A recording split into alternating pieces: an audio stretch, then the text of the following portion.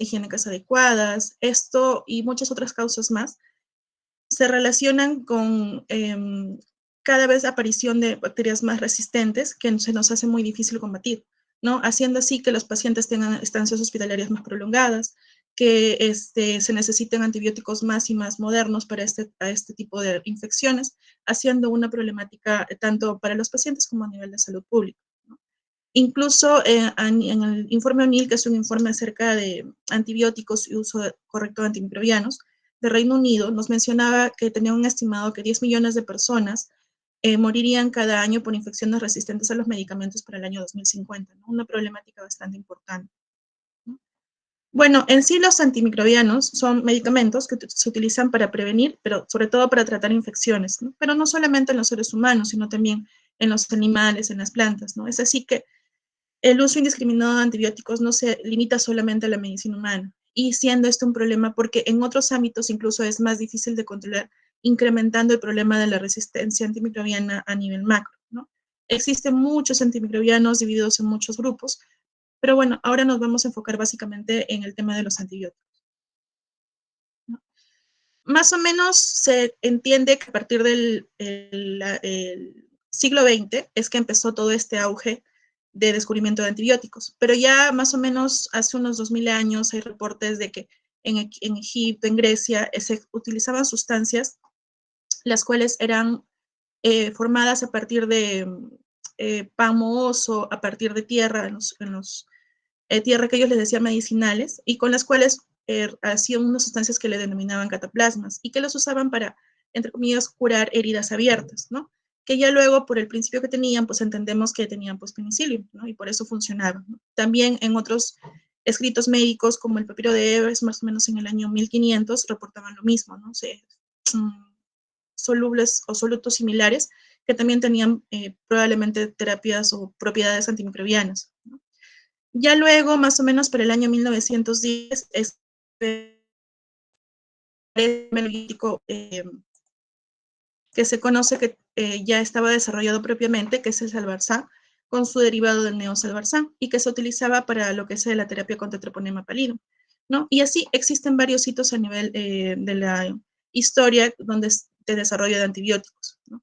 Posteriormente, más o menos en el año 1940 hasta un poco más de 1960, es lo que se conoce como la edad de oro del desarrollo de antibióticos, ¿no? Posterior a que se encontró que de ciertos productos naturales encontraban bacterias que vivían en el suelo como actinomyces, como el streptomyces, se empezaron a tener sustancias producidas de estos microorganismos que se veía tenían propiedades antimicrobianas, y a partir de ello es que se empezó a desarrollar múltiples sustancias como las que vemos en estos cuadros, ¿no? Que están en el color según de dónde provenían, ¿no? Como por ejemplo estos que están en verde, los aminoglucósidos, tetraciclinas o los anfenicoles, a partir de eran productos naturales de actinomycetos, ¿no? Pero posterior a ello, más o menos después del año 1970, es que se ve un stop en esta producción alta de antibióticos, y actualmente nos encontramos en lo que se conoce como la era postantibiótica, en la cual en realidad tenemos muy pocas herramientas antibióticas, o se están estudiando sí, pero que finalmente no se desarrollan tantas, y tenemos muchos gérmenes que cada día más están ganando mecanismos de resistencia, y entonces tenemos pocas herramientas para mucho que combatir, ¿no? Tanto así que, bueno, en 2023 se estimaba que una de cada 6 infecciones bacterianas confirmadas en laboratorio desembocaron en infecciones habituales, pero que en personas eran resistentes con los tratamientos antibióticos indicados, ¿no? Es decir, infecciones resistentes a los antimicrobianos, ¿no? Otras estimaciones, entre 2018 y 2023, se veía que la resistencia a los antibióticos aumentó en más del 40% de las combinaciones patógeno-antibiótico monitoreadas y conocidas, con un incremento anual promedio entre el 5 al 15%, ¿no? Esto también bastante potenciado por el uso indiscriminado de antibióticos post el COVID, ¿no? Incluso, justamente por eso es que la OMS tiene una lista de patógenos prioritarios, que bueno, esta es la última actualización de 2024, y ellos consideran ciertos microorganismos como de riesgo medio, de riesgo alto y de riesgo crítico, ¿no? Estando en el riesgo alto, la Salmonella typhi resistente a fluoroquinolonas, la Shigella también resistente a fluoroquinolonas, Enterococo resistente a vancomicina, Pseudomonas aeruginosa resistente a carbapenems, entre otros. Y dentro del grupo crítico, Acinetobacter, el tan conocido Acinetobacter baumannii resistente a carbapenems, y los enterobacterales, tanto los resistentes a cefalosporinas de tercera generación como los enterobacterales resistentes a carbapenems, ¿no? Bueno, entonces, en cuanto ya, y enfocándonos a los antibióticos propiamente, en cuanto a su clasificación, tenemos que pueden ser clasificados según su origen, de dónde fueron derivados, según su estructura, según su respuesta propiamente a los microorganismos y según su mecanismo molecular contra patógenos. Según su origen, tenemos que la mayoría de antibióticos, más o menos un 64%, son derivados de sustancias naturales producidas por otros microorganismos. Estas generalmente se originan en las mismas bacterias, pero son producidas según la necesidad para ciertas finalidades en específico, no necesariamente vitales, como por ejemplo luchar o ganar espacio, por así decirlo, versus otras bacterias, o inclusive tener señalizaciones de defensa versus otras células más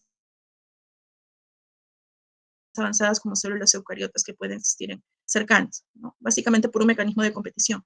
Algunos ejemplos, penicilina, streptomicina, y bueno, los derivados de actinomices, incluso los derivados de otras bacterias como los monobacterianos, la mupirocina, las polimixinas.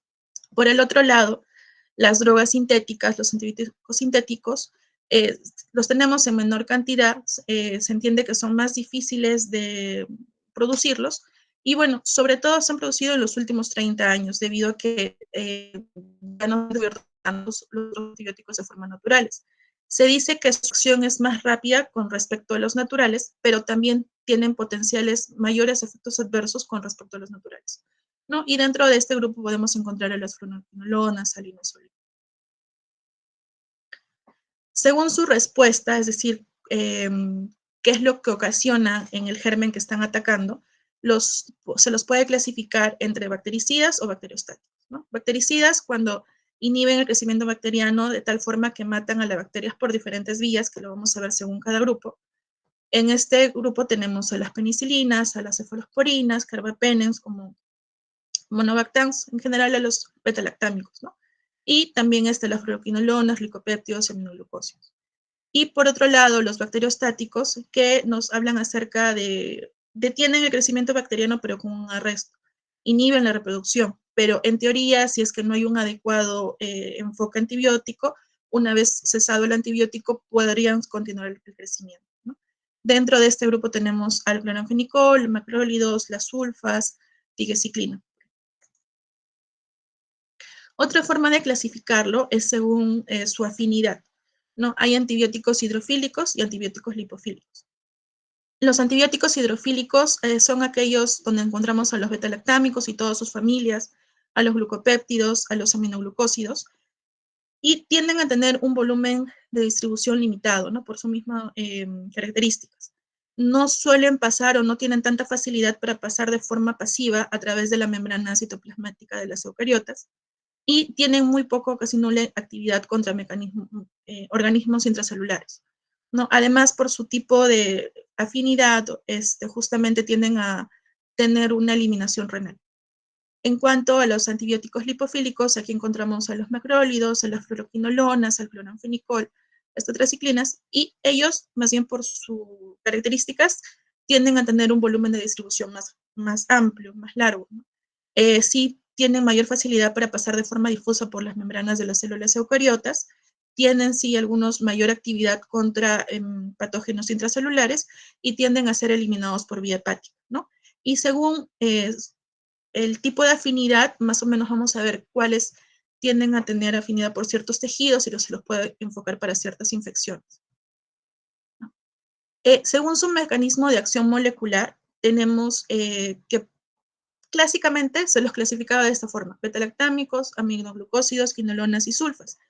Pero en realidad ya más modernamente una forma más fácil o práctica de clasificarlos es esta, porque hemos encontrado otros antibióticos que también actúan en la misma zona. Por ejemplo, en la pared celular, los betalactámicos, los glucopéptidos, a nivel de la síntesis de ADN, RNA, las fluoroquinolonas, ¿no? A nivel de la síntesis de proteínas hay varios grupos, las tetraciclinas, macrólidos, aminoglucósidos. Y en nivel de la síntesis de folato, el trimetoprim y la sulfa, ¿no? Aquí de forma más gráfica, lo que les estaba mencionando, ¿no? A nivel de la pared, todo lo que son los fármacos betalactámicos, también los mismos glucopéptidos con la vancomicina, ¿no? A nivel de la síntesis de folato, lo que es las sulfonamidas, también en otra parte de esta misma síntesis, lo que es el trimetropin. A nivel de la síntesis del ADN bacteriano, lo que es las quinolonas, y a nivel del ribosoma, pues todos los otros fármacos, como las tetraciclinas, macrólidos o aminoglucosa. En cuanto ya hablando a lo que son los betalactámicos, este grupo de fármacos es bastante amplio, tiene varias familias que lo componen. De hecho, es la familia más numerosa de antimicrobianos que existen y la más utilizada en la práctica clínica. Y tiene la característica de poseer un anillo betalactémico, que es la base de su estructura, y se agregan otras estructuras que son los anillos secundarios, haciendo lo que es el núcleo betalactámico. Dependiendo de la variación de los anillos secundarios y otros apéndices u otras moléculas que se le agregan, pues se empiezan a formar los diferentes grupos de antibióticos, como vemos acá, ¿no? Las penicilinas, las cefalosporinas, carbapenes, monolactámicos y, bueno, algunos derivados como el ácido clavulánico, ¿no? Este anillo betalactámico también tiene mucho que ver no solo con su mecanismo de acción, sino también con la toxicidad y con el mecanismo de resistencia, que ya la vamos a ver en las siguientes charlas, ¿no? Algunos ejemplares de los diferentes antibióticos. Y enfocándonos un poco más al mecanismo de acción, ¿no? Recordemos que los betalactámicos actúan a nivel de la síntesis de la pared bacteriana, básicamente a nivel de la formación de la capa de peptidoglucano, ¿no? Que esta capa de peptidoglucano es una capa de proteínas con otros componentes que varía según si la célula es una célula gram positiva o gram negativa. Una célula gram positiva tiende a tener una capa más gruesa de peptidoglucano con algunas otras estructuras como los ácidos teicoicos, lipotecoicos, ¿no? En cambio, una célula gram negativa tiende a tener una capa más delgada de peptidoglucano, pero está protegida, por así decirlo, de una membrana celular externa y de otras estructuras como los lipopolisacáridos. Entonces, la formación misma del peptidoglucano es bastante compleja, ¿no? Consta de una repetición de moléculas de ácido N-acetilmurámico y N-acetilglucosamina, ¿no? Que consta de varias etapas. Pero, ¿dónde nos quizás podemos enfocar? Más o menos cuando existe ya la formación de las cadenas de ácido acetilmurámico y N-acetilglucosamina a nivel de la capa celular de la pared, existe un momento en el cual se une unas enzimas llamadas transpeptidasas o también conocidas como proteínas ligadoras de penicilina, ¿no? La acción de estas PBPs o transpeptidasas es justamente unirse a la porción terminal del pentapéptido y la transformación en tetrapéptido. Y así se forma esta estructura que da origen a lo que es el peptidoglicano. Betalactámico tiene mucha afinidad por estas enzimas transpeptidasas y justo tiene el nombre de PBP por esta afinidad que tienen, ¿no? Entonces existe una competición importante entre el betalactámico y la estructura normal del pentapéptido por la unión con las PBPs, haciendo un efecto de que gana el betalactámico por mayor afinidad, haciendo que no se forme una capa de peptidoglucano ideal o es anómala en todo caso, y de esa forma ocasionando la destrucción de la pared y la posterior muerte bacteriana, ¿no? Bueno, algunas consideraciones importantes que ya entiendo ya lo han estado viendo. En cuanto a farmacocinética, los betalactámicos tienen una unión a proteína bastante variable, más o menos del 15 al 100%, y recordar que la fracción libre es la activa, ¿no? La que tiene acción. Tiene un efecto postantibiótico relativamente corto, de 2 horas, y tiene un tipo de excreción generalmente renal, ¿no? Por ser hidrofílicos. Alcanzan rápidamente concentraciones plasmáticas elevadas, tienen un tiempo de vida de eliminación baja, ¿no? Y esto varía de todas formas entre cada antibiótico porque las dosis mismas de uno y otro van a variar bastante, ¿no? Tienen una distribución corporal amplia, sobre todo sérica, también pasa barrera placentaria, inclusive barrera hematocefálica, para llegar al sistema nervioso central, siendo en muchas infecciones del sistema nervioso central en tratamientos de elección, ¿no? Y en cuanto al espectro antimicrobiano es bastante variado según el tipo de betalactámico, la familia, inclusive la clase de cada uno, ¿no? Varía bastante, vamos a verlo. Hay muchos tipos, por ejemplo, en el grupo de las penicilinas, ¿no? Penicilinas que se usaban más en las décadas pasadas, algunas que todavía tienen importancia en algunas patologías y que son de primera elección, ¿no? Por ejemplo, la penicilina gesódica, bastante importante. El problema con ella tiene buena acción contra algunos cocos gram positivos. El problema es que las dosis solían ser bastante juntas, porque el tiempo de vida media es de 2 horas, entonces la indicación es darla cada 4 horas, algo que en la práctica clínica es un poco complicado, ¿no? Por ejemplo, a nivel de la penicilina benzatínica, que es una penicilina que tiene una vida media prolongada en comparación con las otras, ¿no? Y que por eso es que se la da semanal y es tratamiento de elección aún para treponema pallidum, ¿no?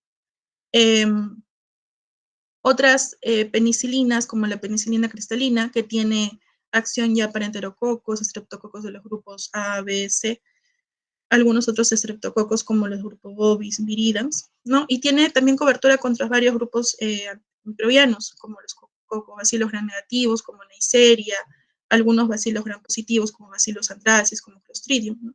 Pero no tiene actividad contra bacilos gram negativos aerobios, ¿no?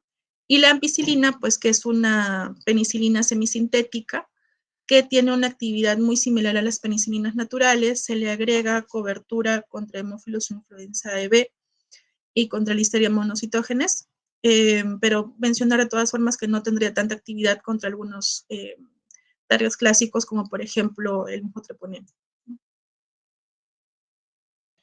En cuanto a las cefalosporinas, tenemos la de tenemos 5 generaciones conocidas, ¿no? La primera generación donde tenemos a cefalexina, cefalotina como ejemplares conocidos, ¿no?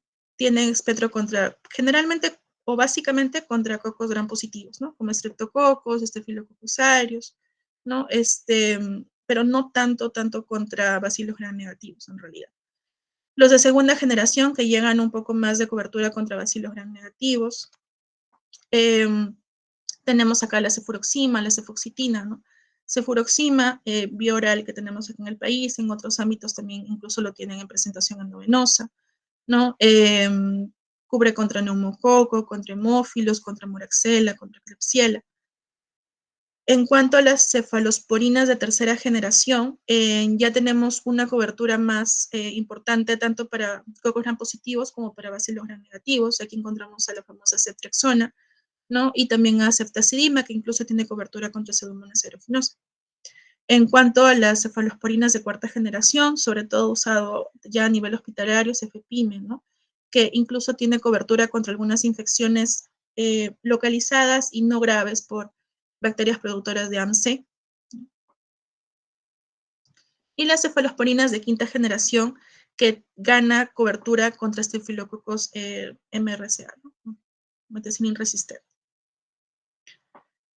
En cuanto a los carbapenémicos, tenemos una amplia gama también aquí de antibióticos, los conocidos meropenem, artepenem, imipenem y bueno, en otros contextos doripenem, ¿no? Pero siendo los primeros obviamente los más utilizados, ¿no?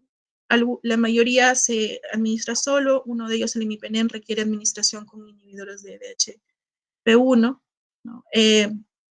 Bueno, principalmente se dan de forma endovenosa, tienen una cobertura alta, ya que especialmente tienen cobertura contra mecanismos resistentes o productores de beta-lactamasas, ¿no? Su uso básicamente en infecciones complicadas, ¿no? En infecciones complicadas, infecciones resistentes a otros antimicrobianos y en condiciones de sepsis, en infecciones de tracto respiratorio, infecciones intraabdominales, infecciones también del sistema nervioso central, de piel y partes blandas complicadas, ¿no? O incluso infecciones urinarias complicadas, pero obviamente evaluando cada caso, ¿no? Y bueno, acá vemos igual un resumen de todo este grupo de antibióticos betalactámicos que es bastante amplio. De todas formas, mencionarles, ¿no? Que incluso para algunos de ellos, como para meropenem, poniendo un ejemplo, existen tipos de administración de los antibióticos que pueden mejorar su efecto, ¿no? Por ejemplo, la infusión intermitente continua, ¿no? Que se da en nivel hospitalario y que asegura que el tiempo sobre que permanece el antibiótico en el cuerpo sea mayor para que también en infecciones complicadas. Otro grupo que actúa a nivel de la pared bacteriana son los glicopéptidos, ¿no? Son antibióticos que generalmente también son de dispensación hospitalaria y que también se reservan para tratamiento de infecciones por gram positivos resistentes a los antibióticos de primera línea, ¿no? O en caso de ciertos tipos de alergia, pero bien demostrados, ¿no? Los agentes conocidos, vancomicina, tecoplamina, pero el usado ampliamente a nivel hospitalario, pues vancomicina por el acceso que tenemos, ¿no? Actúa a nivel de la unión de la parte terminal de alanina de alanina, que es una parte tardía de la formación de la pared de peptidoglucano, haciendo que se haya una formación anómala y en vez de tener esta terminación de ala, queden de ala de lac, ¿no? Y por eso es que se forma finalmente mal la pared y la bacteria también queda expuesta al entorno, el entorno que tiene y finalmente puede morir. El espectro antimicrobiano, generalmente gram positivos, ¿no? Como sabemos, cocos gram positivos, anaerobios gram positivos, bacilos gram positivos, ¿no? Importante contra Staphylococcus aureus y también contra todos los demás Staphylococcus coagulasa negativos, pero obviamente que tengan indicación, ¿no? Porque así como los otros antibióticos de amplio espectro, pues tampoco es de primera elección generalmente, ¿no? También contra anaerobios gram positivos, como actinomyces, Clostridium, Streptococcus y otros. En cuanto a la farmacocinética, bueno, igual ya seguro ya lo han revisado, para mencionar simplemente un par de cosas, que es de eliminación renal, por eso en los pacientes con insuficiencia renal crónica, según el estadio que tenga, sí o sí es importante fijarse en la corrección de las dosis, ¿no? También se recomienda generalmente una dosis de carga, ¿no? Y luego una dosis de mantenimiento que debe ser calculada por kilo, por peso, que incluso existen calculadores especiales para tener estas dosis desde inicio. Y luego incluso está recomendado un monitoreo sérico cada cierto tiempo para verificar que los niveles séricos del medicamento sean adecuados y tengan una correcta acción. Y bueno, esta determinación de concentraciones sobre todo se recomienda en pacientes críticos, en pacientes obesos por el volumen de distribución amplio que tienen, pacientes con insuficiencia renal por la corrección de la dosis, o pacientes gran quemados también por el amplio volumen de distribución, ¿no? Así como en infecciones graves por el mismo motivo. Bueno, y también hay algunas consideraciones que ya lo van a ver más en parte de resistencia, que en cuanto a la MIC, ¿no? Cuando estamos hablando de una terapia dirigida, siempre se tiene que hacer énfasis en lo que es el MIC de cada antibiótico para cada germen, ¿no? Pero, por ejemplo, en el caso de Staphylococcus resistente a la meticilina, cuando tenemos un MIC más de 2, con respecto a vancomicina, ya el uso de este antibiótico se ha demostrado que hay un factor de riesgo de mortalidad, o sea, no está en realidad recomendado, ¿no? Y cuando es un MIC intermedio, que es un MIC que nosotros le decimos MIC de miedo, entre 1 y 2, también hay ciertas dudas en cuanto a su uso. Otro grupo antibiótico, el de las fluoroquinolonas, ya hablamos más de otro tipo de mecanismo de acción. Bueno, las fluoroquinolonas son derivados del ácido anhidríxico, ¿no? Que es la primera quinolona que se descubre y se usó como antimicrobiano en la práctica clínica. Se usan bastante estos antibióticos porque tienen un amplio espectro antimicrobiano, tienen una buena absorción oral en realidad, tienen también una buena difusión tisular, intracelular, pero esto ha hecho también que incremente bastante las tasas de resistencia antimicrobiana. Existen varios tipos de familias de fluoroquinolonas. La primera, el representante es ácido anhidríxico, de segunda generación, el norfloxacino. Ya en la tercera generación tenemos el conocido ciprofloxacino, ya aquí se agrega la quinolona respiratoria, que es levofloxacino, y de cuarta generación, amoxifloxacino. En cuanto al mecanismo de acción, interfieren o bloquean la síntesis del ADN bacteriano a nivel del bloqueo de las topoisomerasas, 2, que es la ADN girasa, y la 4. ¿No? En sí, cada enzima está compuesta por 2 subunidades, ¿no? A y 2 subunidades B, que son codificadas por diferentes genes, los genes que conocemos como GIR-A y GIR-B, ¿no? Y también por otros genes, esos son los genes para la ADN girasa y por los genes PAR-C y PAR-E para la topoisomerasa 4, ¿no? Suelen tener o ocasionar una muerte bacteriana rápida Y bueno, también tienen, como les mencionaba, varios mecanismos de resistencia que intervienen o tienen que ver con las mutaciones de estos genes mencionados, ¿no? Pero también existen otros mecanismos de resistencia no tan comunes como variación en los plásmidos, por ejemplo. Indicación, en general, gran negativos, como enterobacterias, también algunos tienen cobertura para pseudomonas, gran positivos, sobre todo en el caso de las fluoroquinolonas, y, por ejemplo, algunos como levo tienen cobertura para estenomonas maltofil. Ahora, en cuanto a los antibióticos que tienen inhibición en la síntesis proteica, tenemos un grupo también importante, ¿no? Recordemos que el ribosoma procariota, como lo vemos acá, tiene dos subunidades, ¿no? Una subunidad menor, la conocida como 30S, que está formada por 21 proteínas, que son pequeñas, y la subunidad mayor de 50S, que está formada por 34 proteínas, que son proteínas grandes, ¿no? Que condiciona así cada una el peso de cada subunidad, ¿no? Entonces, cada uno de los grupos que vamos a ver, y de forma un poco sucinta, tiene ciertas afectaciones en alguna de estas subunidades o en alguna etapa de la formación de estas subunidades y posterior formación de proteínas. En general, a este grupo de antibióticos se los conoce a todos como bacteriostáticos, pero como todo siempre no es absoluto, ¿no? Entonces, dentro de estos, a los aminoglucósidos, a pesar de tener este tipo de mecanismo de acción, se los conoce también como bactericidas. Vemos que existe también una fase, la fase de transcripción de proteínas a partir de los ribosomas, ¿no? Una fase de iniciación donde llega el ARN mensajero, empieza a unirse la primera aminoácido, que generalmente a nivel bacteriano va a ser la metionina. Luego empieza a llegar el ARN de transferencia con los demás aminoácidos, formando así poco a poco la cadena peptídica, ¿no? Ocurriendo lo que es la elongación, y llega luego una fase de terminación en la cual hay un mensaje de stop y que ya permite liberar la proteína formada con la información respectiva para la bacteria. Entonces, como les mencionaba, existen varios grupos de antibióticos cuyo mecanismo de acción tiene que ver o interviene en la síntesis de proteína, ¿no? Los más importantes, bueno, los aminoglucósidos, que inhiben el complejo de iniciación de la síntesis proteica en la unión entre el aminoácido del RNA de transferencia y el sitio P, o en algunas bacterias también conocida como el sitio A, de la subunidad 50S y 30S, y alteran la lectura del ARN mensajero, a unirse a diferentes proteínas. También, por ejemplo, las oxaziliridonas, ¿no? Que inhiben lo que es el complejo de iniciación de la síntesis de proteína, también en una zona similar, pero solo de la 50S, y comparten un sitio de unión con las nicomicinas y el clorofenicol, ¿no? Y bueno, los macrólidos, que se unen de manera reversible al RNA ribosomal 23S de la subunidad 50S, e interfieren en esta forma en la etapa de elongación.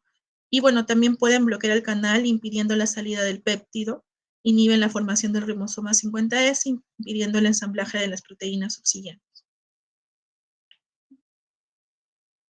Por ejemplo, hablando de las oxazoliridonas, el Linezolid es un fármaco bastante conocido, bastante usado a nivel hospitalario para infecciones resistentes, generalmente a vancomicina, o en algunos casos que en pacientes que tengan daño renal y por lo cual no se indique vancomicina de primera instancia, ¿no?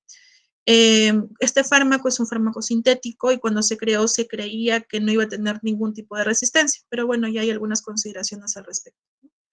Estos fármacos se producen también por inhibición de la síntesis proteínica, se fijan a la subunidad 50S ribosomal y de la formación del complejo de iniciación 70S, ¿no?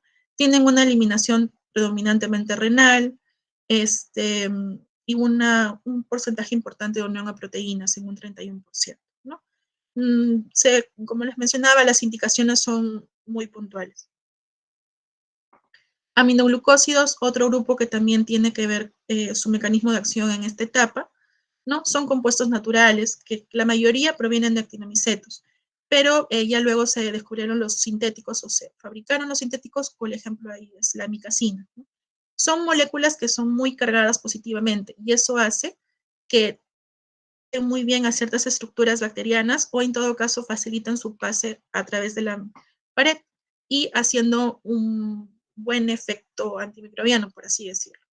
También tienen un pH ácido, eso juntamente con el ambiente anaerobio, la hiperosmolaridad, reducen el potencial transmembrana y reducen la difusión de los aminoglucósidos al interior de la célula, ¿no? Tiene un efecto bactericida, pero depende de la concentración, ¿no? Como lo estábamos conversando, y su efecto postantibiótico es bastante prolongado, por eso algunos aminoglucósidos tienen un tiempo de administración incluso de cada 24 horas. En cuanto a los macrólidos, tenemos algunos formados por 14 átomos, como la eritromicina, la claritromicina, y otros formados por 15 átomos, como la citromicina, ¿no? E incluso algunos de ellos se ha visto que tiene un componente importante sobre las películas de las colonias bacterianas, como la citromicina, ¿no? Entonces, dándole una herramienta más para hacer un buen efecto antimicrobiano, ¿no? Los macrólidos inhiben la etapa de la elongación de la síntesis proteica. Y bueno, por ejemplo, mencionar que la eritromicina es más activa contra bacterias gram positivas que la eritromicina o que la citromicina, ¿no? O sea, en general, como vemos en este gráfico, nos muestra acá los macrólidos más comúnmente utilizados en la práctica clínica y existen varios microorganismos en los cuales podrían tener efecto, pero obviamente depende mucho cuál, frente a cuál y pues también dependiendo de la MIC que se considera, ¿no? Entonces, como también existe un uso muy indiscriminado de este grupo de fármacos, se prefiere o se podría enfocar más como un tratamiento dirigido sobre todo, ¿no? Es decir, ¿qué infección tengo? Y si es la primera elección para tratarlo, ¿no? Por ejemplo, los macrólidos tienen muy buena acción contra Bartonella genselae, de hecho, contra Bordetella pertussis, contra Campylobacter, contra las clamidias en general, tanto la respiratoria como la neumonía, como las genitales como Trachomatis, ¿no? Contra Haemophilus ducreae inclusive, o como contra el Helicobacter pylori, ¿no? Entonces, es importante saber eso, ¿no? Ya otro mecanismo de acción donde encontramos a las sulfonamidas y también al trimetoprim es en la síntesis de folato, ¿no? Las sulfonamidas actúan como antibióticos bacteriostáticos al inhibir la síntesis de ácido fólico en las bacterias, bloquean de manera competitiva la enzima dihidrotetrato sintetasa y son análogos naturales del ácido paraminobenzoico, ¿no? Justamente por eso les permite competir con él, con el sitio activo de la enzima, impidiendo la formación de y por lo tanto detiene la síntesis de ADN y ARN, ¿no? Algunos ejemplos de este grupo, la sulfadiacina, el sulfametoxazol, también bastante conocido, la sulfasalacina, ¿no? Esto es a nivel de la hidroxolato sintasa y de la hidrofolato reductasa, pues aquí también actúa el trimetoprim. Y ya para agregar o mencionar, porque es un antibiótico también bastante usado en cuanto a las polimixinas, ¿no? Sobre todo el caso de la polimixina E o la conocida colistina, ¿no? El mecanismo de acción de las polimixinas es muy particular, ya que ejercen su actividad bactericida a partir de la atracción electrostática que va a establecer inicialmente con el lípido A, que está presente en la membrana externa de las bacterias gram negativas. Entonces, las moléculas del lípido A van a servir de transporte al lipopolisacárido bacteriano, manteniéndolo anclado a la membrana y de esta forma contribuyendo a la organización de la membrana externa bacteriana, ¿no? O sea, se cree que la colistina es como que el antibiótico de mayor espectro, el que va a salvar en los casos de uso de antimicrobianos que no responden a otras infecciones, pero en realidad no necesariamente, o sea, en realidad no es de elección para muchas infecciones, ¿no? Sino que hay casos en los cuales tenemos bacterias resistentes a otros antibióticos y por eso se la puede usar como, incluso algunos mencionan como una indicación paliativa, ¿no? Pero recordemos que también es un fármaco que tiene una alta tasa de nefrotoxicidad e incluso de neurotoxicidad, ¿no? Bueno, es como les mencionaba un tema bastante amplio, ¿no? Cada antibiótico tiene sus propias características, cada grupo también, ¿no? Pero para terminar, recordemos que todo esto es importante porque si bien el descubrimiento y el uso de antibióticos ha sido pues un hito vital para la humanidad, en la actualidad nos encontramos en una era postantibiótica, ¿no? Y esto tiene bastantes riesgos en cuanto a la resistencia antimicrobiana, sus implicancias en la morbimortalidad y todo lo que ya hemos comentado. Existen, como vimos, bastantes grupos de antibióticos, podríamos agregarles muchos otros más ejemplos, pero cada uno tiene su mecanismo de acción, ¿no? los betalactámicos, glucopéptidos, quinolonas, etcétera, ¿no? Es importante por lo menos tener una idea de los mecanismos de acción y sus espectros antimicrobianos para poder realizar un enfoque inicial empírico adecuado y ya luego un tratamiento dirigido correcto con los pacientes, ¿no? Para así disminuir tasas de resistencia antimicrobiana y para también, de hecho, optimizar el tratamiento de los pacientes y que puedan tener menos efectos en su salud, ¿no? Bueno, eso es todo de mi parte. Muchas gracias.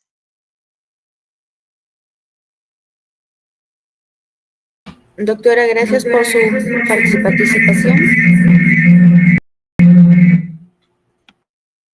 No sé si tienen alguna pregunta en el auditorio o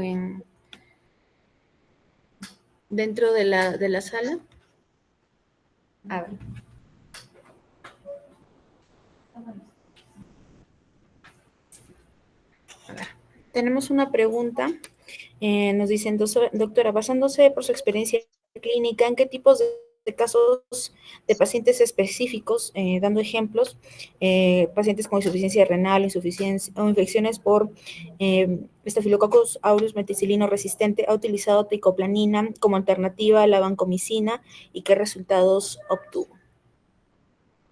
Bueno, honestamente, teicoplamina no es un antibiótico al cual se tenga mucho acceso en los diferentes ámbitos hospitalarios. Generalmente en esos casos se suele usar linezolid, pero dependiendo, pues, ¿no? Dependiendo de la indicación, de qué tipo de infección, en qué tipo de tejido sea, ¿no?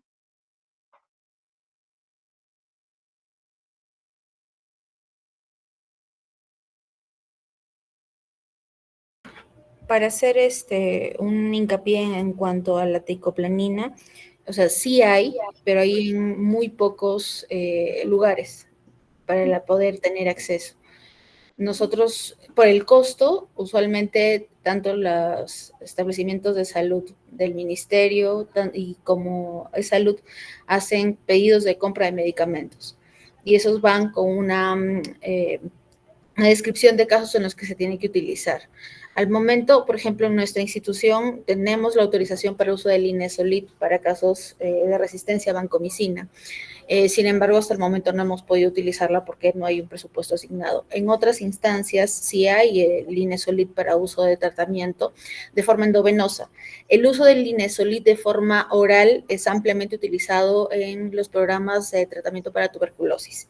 Entonces, es un medicamento que sí tenemos, que hemos podido utilizarlo al menos en pacientes hospitalizados, ya que el linezolid, así como, por ejemplo, cloranfenicol, trimethoprim, sulfamethoxazol, tiene una buena biodisponibilidad tanto oral como endovenosa. Entonces, en pacientes que tienen alguna resistencia, se puede utilizar estos fármacos por vía oral si es que no se tiene vía endovenosa de forma asequible. Teicoplanina, como te menciono, no es un medicamento que sea de fácil acceso en este momento.